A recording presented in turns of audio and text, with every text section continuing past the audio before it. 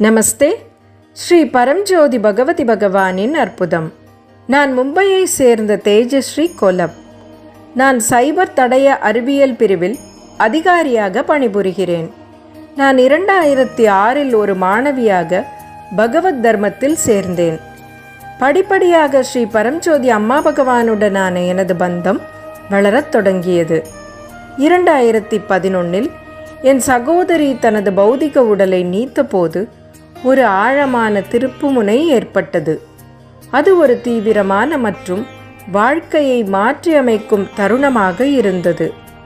ஆயினும் எனக்கே ஆச்சரியமாக அதை ஏற்றுக்கொள்ளும் தன்மை என்னுள் இருந்தது.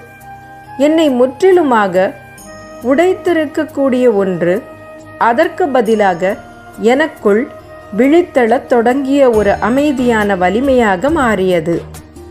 ஆரம்ப ஆண்டுகளில் நான் எளிதில் காயப்பட்டேன். நான் துன்பச் சுழற்சிகளுக்குள் சென்று பின்னர் மன்னிக்க முயற்சிப்பேன். ஆனால் படிப்படியாக ஒரு ஆழ்ந்த தெளிவு வெளிப்படத் தொடங்கியது. அனுபவங்களில் தொலைந்து போவதில் இருந்து அவற்றை உணரும் நிலைக்கு ஒரு மாற்றம் நிகழ்ந்தது. ஸ்ரீ அம்மா பகவானின் போதனையை என் வாழ்வில் நிலைநிறுத்த முடிந்தது.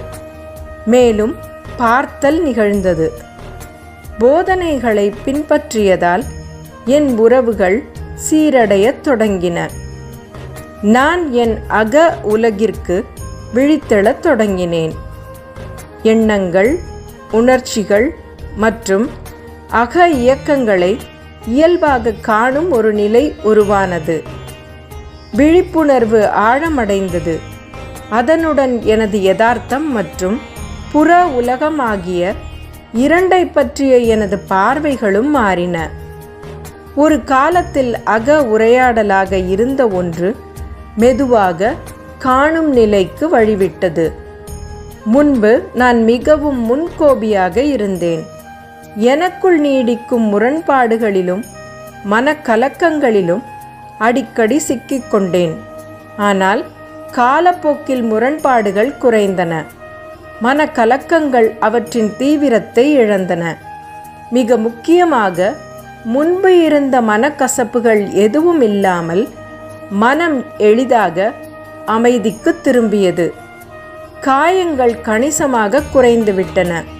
இன்று சவால்கள் எழும்போது உணர்ச்சிகள் தாமாகவே தோன்றி அடங்கும் அலைகளைப் போல காணப்படுகின்றன. என்னை சுற்றியுள்ள மக்கள் மற்றும் வாழ்க்கை மீது ஒரு ஆழ்ந்த உணர்திறன் வெளிப்பட்டுள்ளது. கருணையும் உதவும் உந்துதலும் இப்போது சிரமமின்றி எழுகின்றன. மன அழுத்தமான சூழல்களிலும் கூட ஒரு உள்ளார்ந்த நிலைத்தன்மை இருக்கிறது. நான் வீட்டிற்கு திரும்பியதும் அந்த மன அழுத்தத்தின் தாக்கத்திலிருந்து முற்றிலும் விடுபட்டிருப்பதை உணர்கிறேன். எவ்வித சுமையும் என்னுடன் தொடர்ந்து வருவதில்லை. மக்கள் மற்றும் பிற உயிரினங்கள் மீதான எனது உணர்திறன் அதிகரித்துள்ளது. நான் ஆனந்த நிலையை எய்தும் திறனை பெற்றுள்ளேன். இந்த பயணம் ஆழ்ந்த விழிப்புணர்வு, ஏற்புத்தன்மை மற்றும் அகசுதந்திரம் ஆகிய நிலைகளுக்கான வாசலை திறந்துவிட்டுள்ளது.